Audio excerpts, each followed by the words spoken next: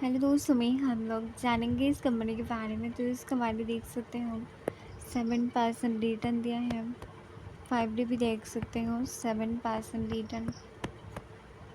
1 महीने में देख सकते हो 20% रिटर्न।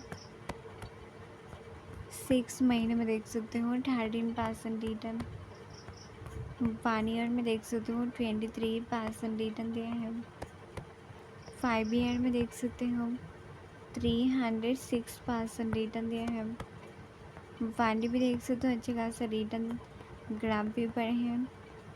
प्राइस देख सकते हो 6000 से ऊपर ही है। मार्केट साइज भी देख सकते हो, पी देख सकते हो 45।